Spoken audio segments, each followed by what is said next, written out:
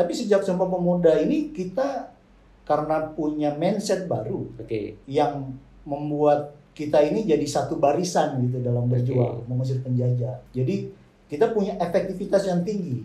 Kalau dulu para pendiri bangsa, para pahlawan bangsa ini berhasil menghantarkan kita ke titik kemerdekaan, itu kan karena semangat itu. Semangat itu pula sebenarnya yang akan membawa kita kepada titik berikutnya, pencapaian-pencapaian berikutnya. Karena Republik Indonesia ini dengan Pancasilanya itu, dia membawa ajaran sebagaimana agama membawa ajaran. Nah ini yang perlu kita pahami dulu tentang itu loh, alam berpikirnya Bung Karno gitu loh. Meskipun kita tidak menjadikan agama sebagai dasar dari negara kita, tapi sebenarnya perjalanan kita membawa kita kepada nilai-nilai agama itu. Gitu kira-kira.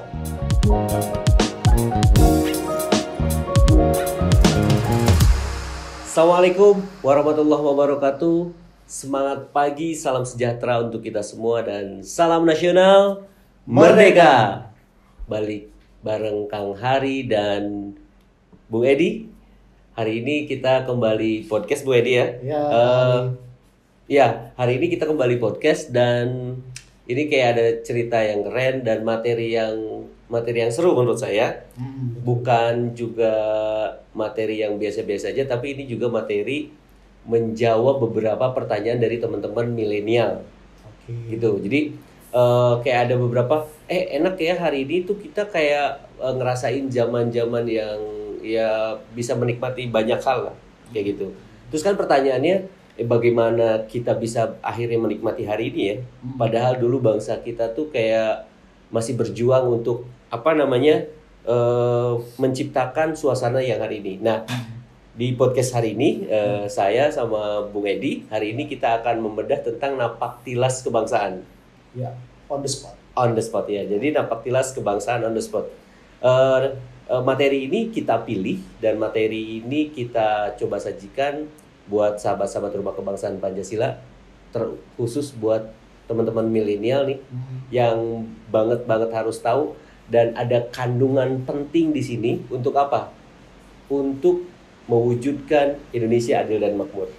Betul sekali. Gitu ya Bung Edi ya. Oke, Bu Edi, pertanyaan sederhananya dari teman-teman milenial ini tentang gimana sih pada akhirnya bangsa kita akhirnya bisa pada posisi yang sekarang seru dan luar biasa. Ceritain dong sedikit tentang bagaimana bangsa kita dulu gitu, atau Indonesia sebelum ada tuh kayak gimana gitu. Jadi memang penting sih kita paham itu ya, paham sejarah perjalanan bangsa kita yang menghantarkan kita pada kondisi kita hari ini ya. Dan itulah kenapa program Napaktilas Kebangsaan on the spot ini ada. Jadi karena memang Bung Karno sendiri kan pernah bilang ya bahwa tujuan, terus maksud dan tekad kita mendirikan negara Indonesia merdeka ini itu adalah tujuannya untuk membuat bangsa ini terdiri dari ratusan juta insan al-kamil yang hidup dengan bahagia di bawah kolong langit buatan Allah Subhanahu wa taala. Itu Karno bilang. Jadi ini negara ini didesain gitu oleh para pendiri bangsa, dimaksudkan ya atau ditekadkan tadi itu untuk menjadi satu tempat hidup bersama di mana melalui mekanisme kehidupan berbangsa bernegara kita itu membentuk kita menjadi manusia-manusia al-kamil tadi, insan al-kamil, manusia-manusia yang berbudi pekerti luhur, manusia-manusia yang berakhlak mulia. Ini kan senada sebenarnya sama kalau kita lihat di ini ya di ajaran agama kita ya. Di Quran tuh di surat Al-A'raf ayat 97 itu ya, ayatnya yang sering kita dengar lah bahwa jikalau sekiranya penduduk negeri-negeri ini dan beriman dan bertakwa, tentulah kami limpahkan pada mereka berkah dari langit dan bumi. Artinya memang ini kan bicara negeri juga. Jadi kalau di dalam Al-Quran gitu, kalau kita mau menjadi satu negeri yang dilimpahkan berkah dari langit bumi, syaratnya adalah beriman bertakwa. Beriman dan bertakwa. Karena kan memang itu udah rumusnya kan. Artinya kita harus menjadi manusia-manusia yang berbudi pekerti luhur, baru tuh negerinya itu penuh dengan kelimpahan. Betul. Nah negara kita juga maksudnya begitu sebenarnya. Kita ingin supaya proses kehidupan gitu, interaksi kehidupan berbangsa bernegara kita menjadi satu interaksi yang membentuk kepribadian, sehingga dari situ kita menjadi orang-orang beriman bertakwa kalau dalam bahasa agama ya, tapi kalau dalam bahasa istilah Bung Karno menjadi insan al-kamil. Insan al-kamil. Oke. Menarik ya, sahabat-sahabat Rumah Kebangsaan Pancasila. Nah, sebelum kita menggali lebih dalam lagi tentang sebetulnya ajaran-ajaran kebangsaan kita, memang tidak sama sekali tidak melenceng dari ajaran agama manapun. Ya, yang mau kita maksudkan kayak gitu. Tapi kan kayak kita perlu menyuguhkan kepada teman-teman milenial itu kayak bukti dan faktanya, Bung Edi. Betul. Nah, tapi sebelum itu mungkin juga kita akan kasih sharing sedikit kepada sahabat-sahabat Rumah Kebangsaan Pancasila, terutama teman-teman sahabat milenial kita, tentang ya bagaimana akhirnya kita itu menjadi satu negara yang keren dan luar biasa, gitu. Nah, itu kan ditandai dengan peristiwa yang kita kenal sama-sama, dan teman-teman juga pasti mengenal ya, dengan peristiwa 28 Oktober 1928. Ada Kongres Pemuda kedua di situ, dan disitulah cerita terhebat yang mungkin bisa jadi tidak sebagian banyak orang tahu. Kayak kan kita, oh ya peringatan 28 Oktober Sumpah Pemuda ya, cuman hanya sekedar kayak gitu. Tapi cerita inti dari situ tuh bisa jadi sih. Bahkan saya pastikan nih sahabat-sahabat Rumah Kebangsaan Pancasila yang milenial hampir kalau nggak menggali ya, hampir kayak nggak pernah tahu, kayak cuman ya udahlah tanggal 28 Oktober kayak gitu doang. Nah, kita pengen denger nih Bung Edi dari makna peristiwa hebat apa di kejadian tanggal 28 Oktober tahun 1928 itu.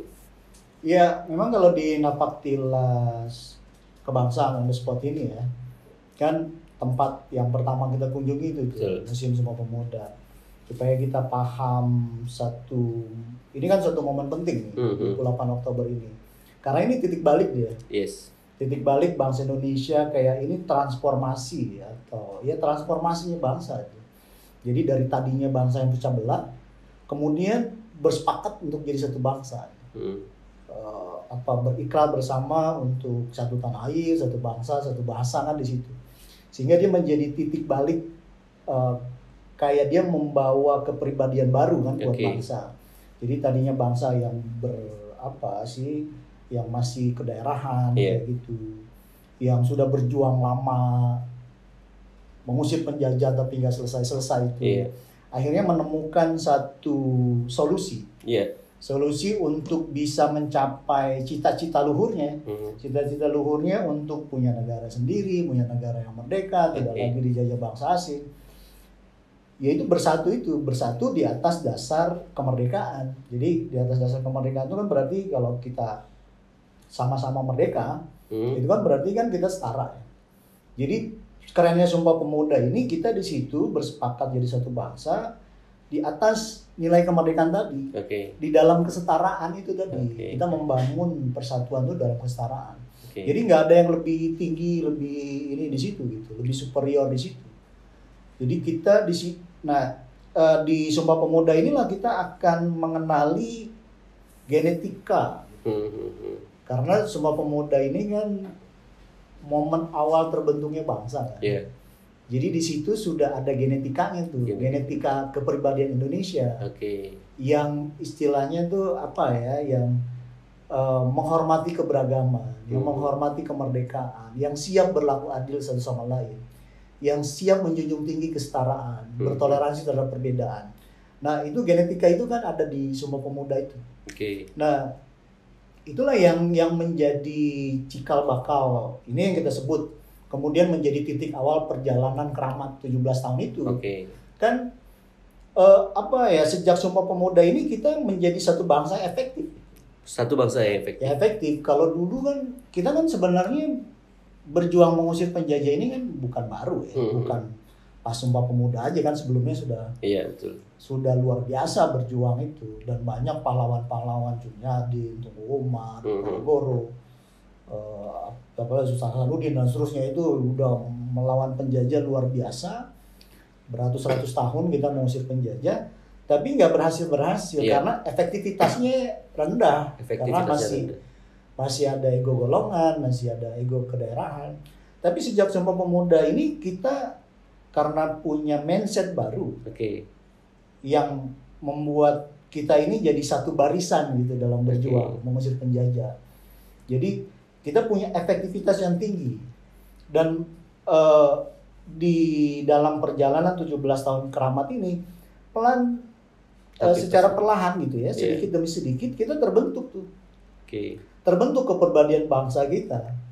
Jadi seiring sejalan kita masuk dan menuju kepada kemerdekaan kita di tahun 45 itu juga ada suatu proses gitu. Nanti di situ kita di Napaktilas ini kita akan melihat gitu kan, bagaimana fase demi fase gitu, mindset kepribadian Indonesia itu terbentuk.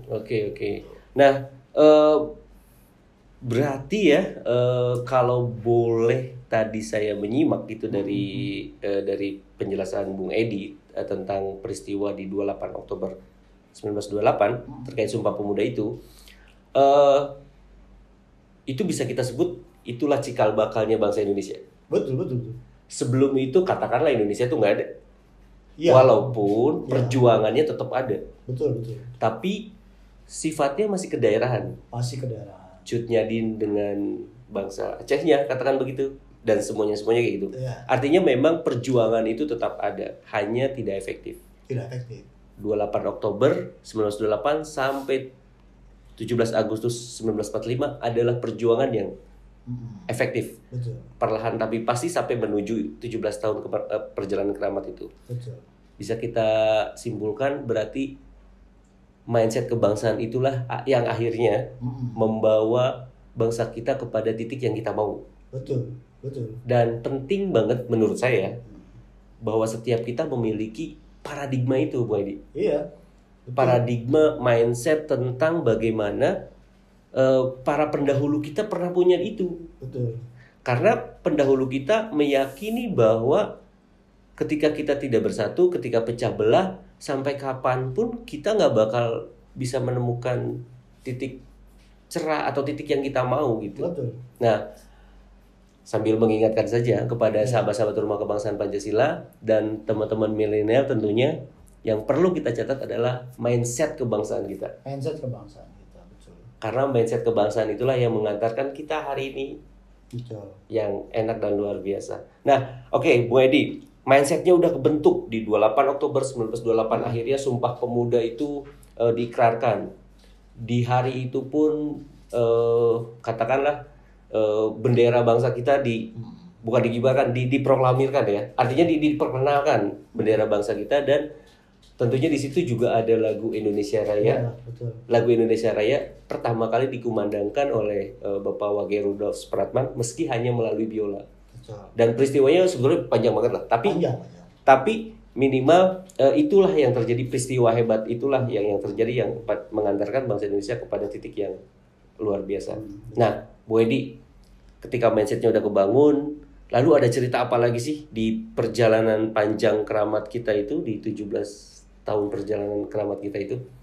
Nah, kalau di Napaktilas Kebangsaan on the Spot ini ya, setelah kita dari Sumpah Pemuda, nanti kan kita akan mengunjungi atau menapaktilasi monumen proklamasi atau Tugu Proklamasi ya. Jadi itu tempat di mana proklamasi dibacakan oleh Bung Karno dan Bung Hatta di hadapan rakyat Indonesia itu. Dan itu kan momen sangat luar biasa ya. Karena itu kemerdekaan itu udah kita perjuangkan lama. Kita rindukan lama gitu, udah beratus-ratus tahun tuh merindukan momen kemerdekaan itu. Tapi yang menghantarkan kita ke situ kan tadi dari 1928 itu sampai ke 1945 itu. Ini kan menjadi masa khusus ya. Makanya kita sebut 17 tahun perjalanan keramat itu. Perjalanan bangsa Indonesia, di mana di situ terbentuknya kepribadian Indonesia. Jadi di sepanjang jalan ini kita itu dijiwai oleh 3 hal itu. Ada semangat berjuang mati-matian yang penuh idealisme. Kemudian ada semangat persatuan yang bulat mutlak. Dan semangat untuk membentuk dan membangun negara. Jadi itu kita rasa itu gitu, semangat itu tuh ada berkobar-kobar dalam diri kita tuh sejak 28 Oktober 1928 itu. Semangat itu ya Bu Edi? Semangat itu. Yang kemudian oleh Bung Karno itu kemudian dinamai dengan semangat proklamasi. Oke, semangat proklamasi. Iya, dan maksud kita datang ke Tugu Proklamasi atau Tugu Petir, itu supaya kita terhubung kembali itu sama semangat itu.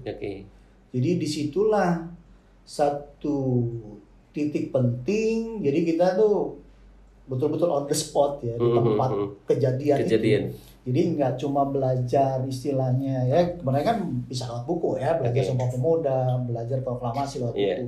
Tapi itu sensasinya beda memang.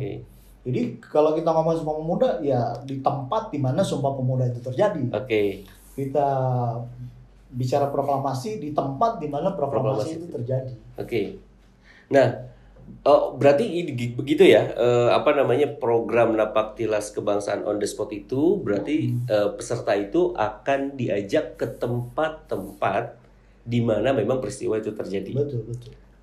Yang tempat pertama yang dikunjungi kan tadi tuh ya, di rumah di Museum Sumpah Pemuda, yang di mana peristiwa Sumpah Pemuda terjadi di situ. Iya, situ. Dan berikutnya juga ke Tugu Proklamasi, di mana juga pertama kali proklamasi dibacakan di 17 Agustus 1945 itu. Nah, kan tadi tuh sudah Bung Edi jelaskan secara singkat tentang bagaimana akhirnya 1928 sampai 1945 adalah menurut kita adalah perjalanan atau perjuangan keramat selama 17 tahun. Yang mengantarkan kita memproklamirkan bangsa kita, memproklamirkan negara kita yang sangat luar biasa. Kalau saya lihat di situ yang menjadi bahan bakarnya adalah semangat proklamasi. Betul, semangat proklamasi.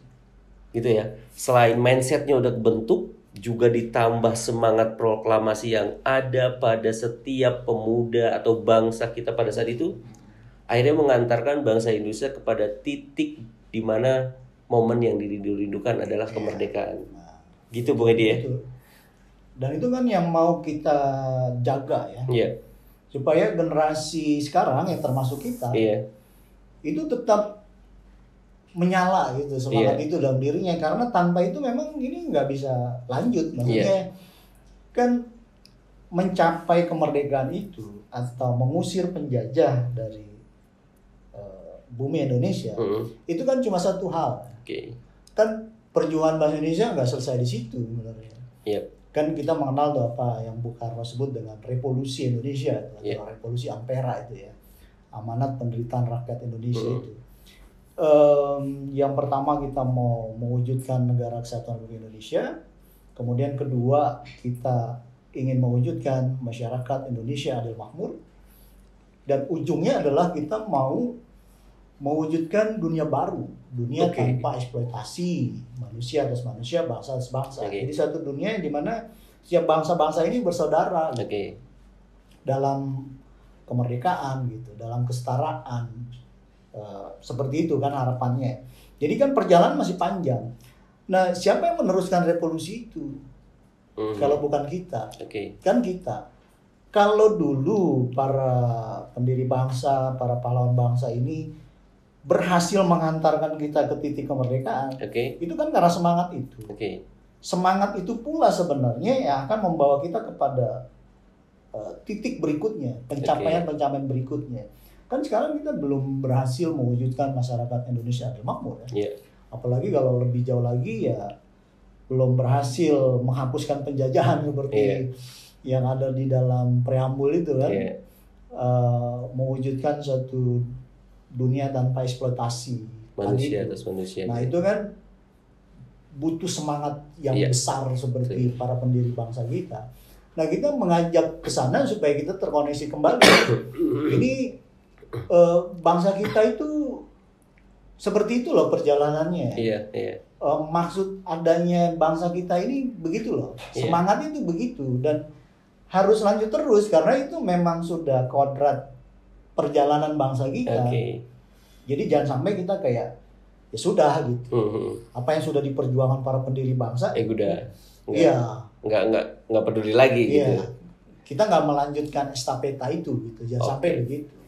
Ya, berarti boleh kita ambil poinnya dari obrolan kita ini adalah, jadi kalau pertanyaannya apa yang menyebabkan hari ini teman-teman muda, teman-teman milenial dan kita yang hari ini menikmati era globalisasi yang keren gitu. Yang hari ini kita bisa nikmati, kita bisa dengan santai makan di kafe, dengan santai nikmatin musik, dengan santai jalan-jalan sama keluarga dan sebagainya. Kesantaian itu kan berkat dua hal tadi, mindset kebangsaan dan semangat proklamasi yang pernah berkobar pada setiap para pendiri bangsa. Betul sekali. Gitu ya. Betul. Maka yang mau kita ajak kepada sahabat-sahabat Rumah Kebangsaan Pancasila adalah bagaimana kita menjaga mindset kebangsaan itu dan menumbuhkan terus semangat proklamasi yang pernah berkobar pada setiap dadanya para pendiri bangsa. Nah, oleh karena itu kita mengajak sahabat-sahabat Rumah Kebangsaan Pancasila dan tentunya teman-teman semua ya yang menyaksikan video ini, salah satu untuk menjaga dua hal itu adalah ayo deh rasain sensasinya di acara Napak Tilas Kebangsaan on the spot. Karena kita akan merasakan sensasi yang menurut saya kayak menarik kita kepada era itu gitu. Betul. Dan kita kayak mulai meraba energi dari mindset kebangsaan yang sebenarnya dan semangat proklamasi yang pernah ada dalam berkobar di para pendiri bangsa kita.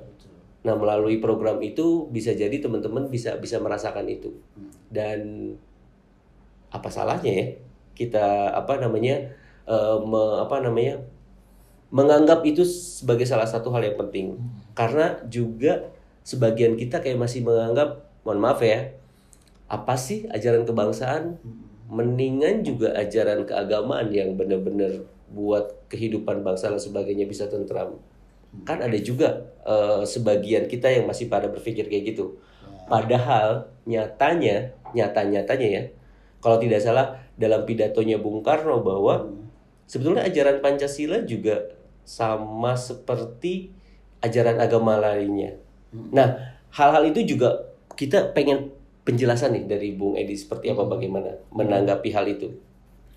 Iya, jadi bukan saja penting ya, bahkan wajib sebenarnya bisa dibilang ya.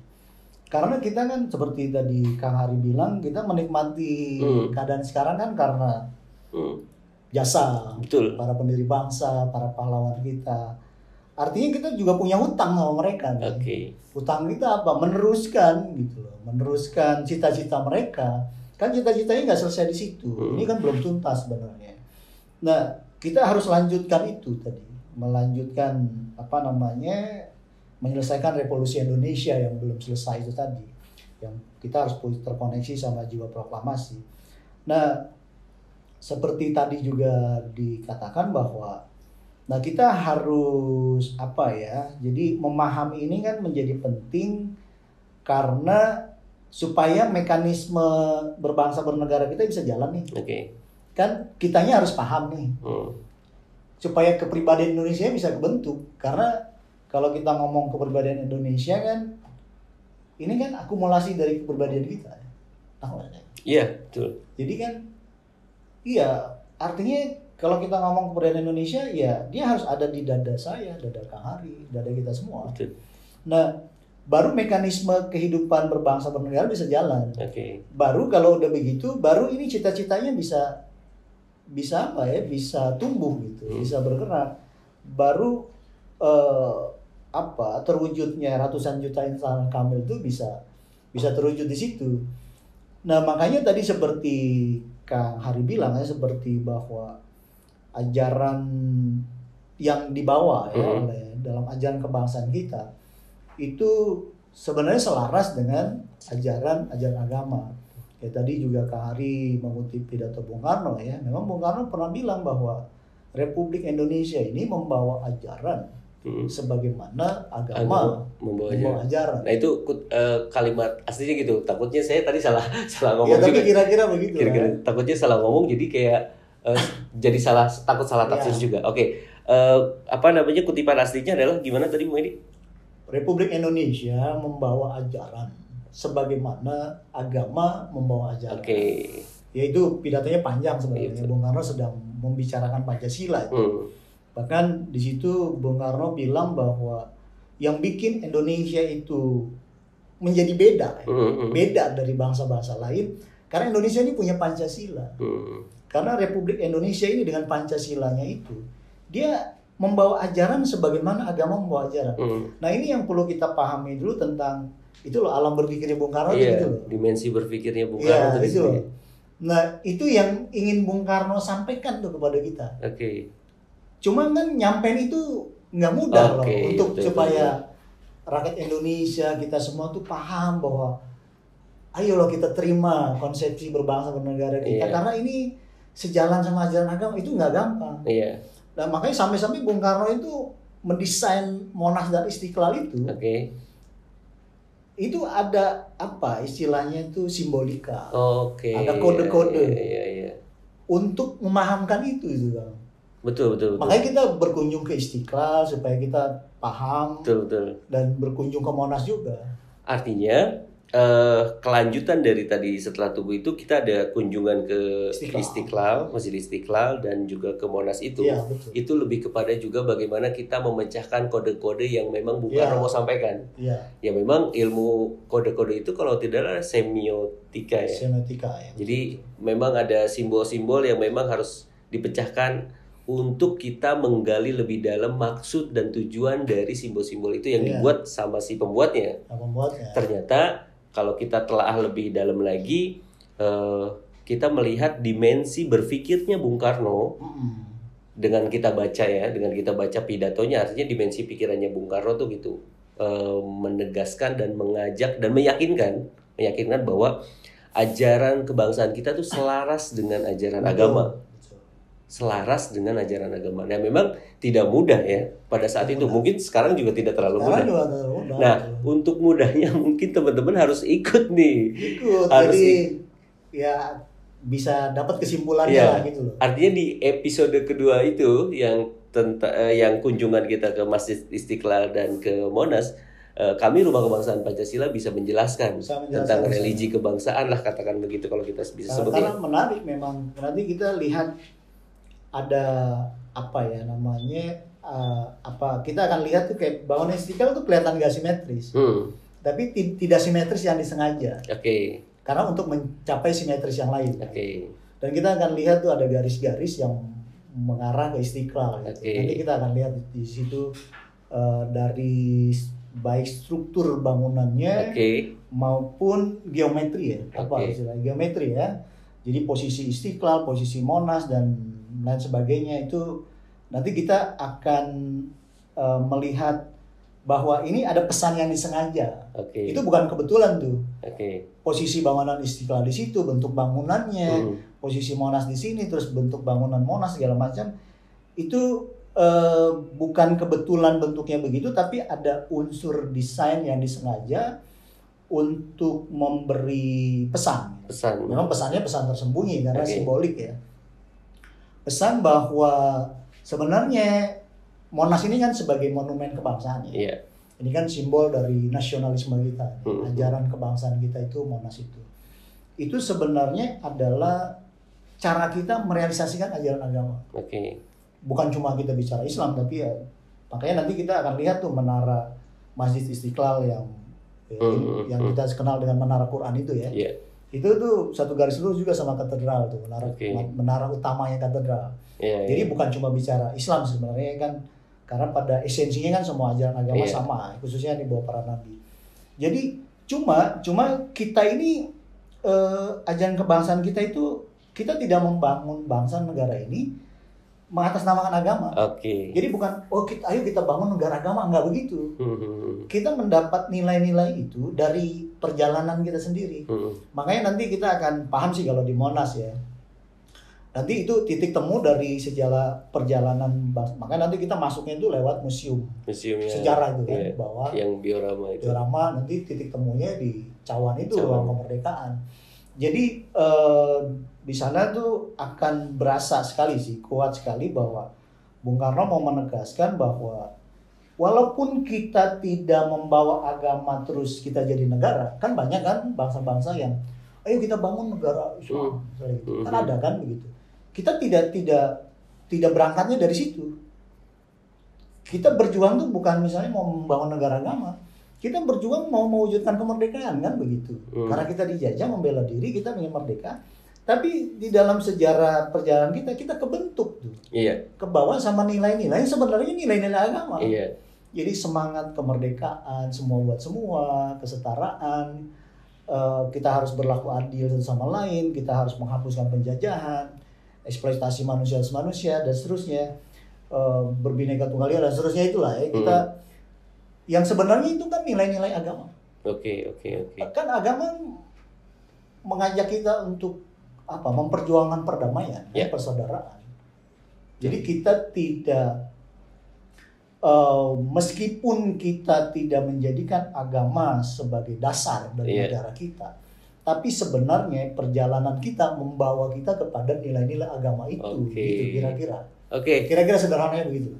Ya itu trailer yang cukup lengkap sih sebenarnya. Ya, trailer yang cukup lengkap. Jadi mudah-mudahan ini kayak menjadi satu kepenasaran buat sahabat-sahabat Rumah Kebangsaan Pancasila. Pengen tahu banget sih apa yang dimaksud Bung Karno ya membangun Monumen Nasional Monas itu dengan Masjid Istiqlal, karena itu dibangun pada tahun yang sama kalau tidak salah ya. Iya.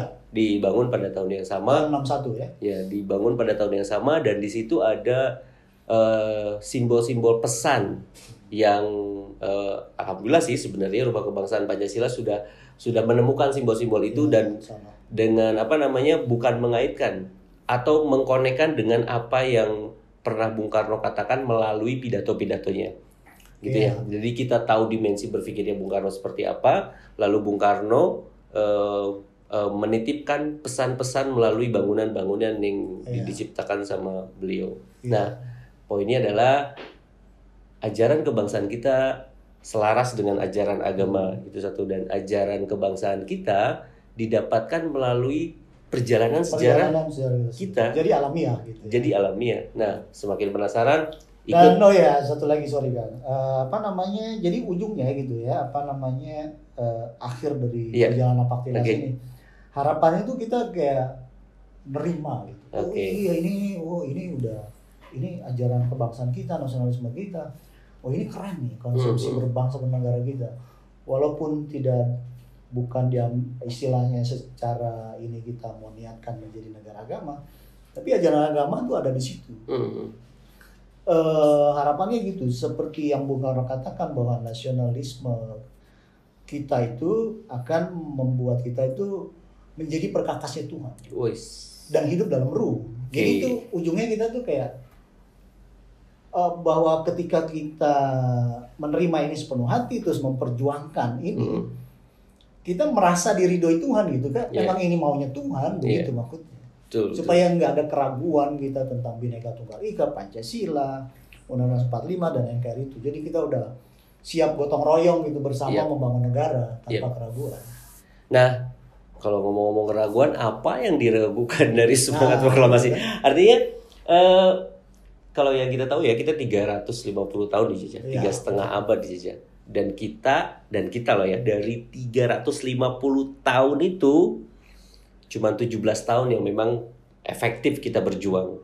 Betul gak sih? Betul. 350 tahun, 17 tahun yang efektif yang pada akhirnya menjadikan punya efektivitas yang tinggi lah ya. Punya efektivitas yang tinggi yang akhirnya mengantarkan bangsa kita kepada masa saat ini. Yang mengantarkannya adalah mindsetnya dan semangat proklamasi itu. Apa yang diragukan gitu kan? Dari hal itu kan udah terbukti ya. Udah terbukti. Tinggal bagaimana kita lebih meyakinkan dan membuktikan bahwa ajaran kebangsaan kita selaras dengan ajaran agama. Dan itu bisa kita kuak dan kita gali sedalam-dalamnya dan sahabat-sahabat Rumah Kebangsaan Pancasila boleh nanya apapun di kegiatan itu, kepenasarannya di kegiatan Napaktilas on the spot. Betul. Kayak gitu ya. Betul sekali. Oke, Bu Edi, terima kasih. Sama-sama. Penjelasan singkatnya itu adalah salah satu trailer kegiatan kita di Napaktilas Kebangsaan on the spot. Jadi sahabat-sahabat Kebangsaan Pancasila, sahabat-sahabat Rumah Kebangsaan Pancasila yang memang mau bergabung, kita sudah menyelenggarakan berapa angkatan ya, Bung Edi? Berarti besok kan kita ada nih angkatan ke-5 besok. Besok angkatan ke-5. Nah, ini dibuat di hari Jumat ya. Besok kalau berapa tahun yang lalu kalau baru ditonton sih kan. Ya. Artinya di tahun 2002 di bulan November ya. Di bulan November minggu pertama ini kita sudah melaksanakan 5 angkatan. Betul. Untuk sahabat-sahabat Rumah Kebangsaan Pancasila yang mau bergabung, yang mau menumbuhkan mindset kebangsaan dan semangat proklamasi di dada kita, mari sama-sama bergabung di Rumah Kebangsaan Pancasila dengan program Napaktilas Kebangsaan on the spot. Terima kasih Bu Edi penjelasannya, dan terima kasih sahabat-sahabat Rumah Kebangsaan Pancasila. Sekian dari kami, Merdeka.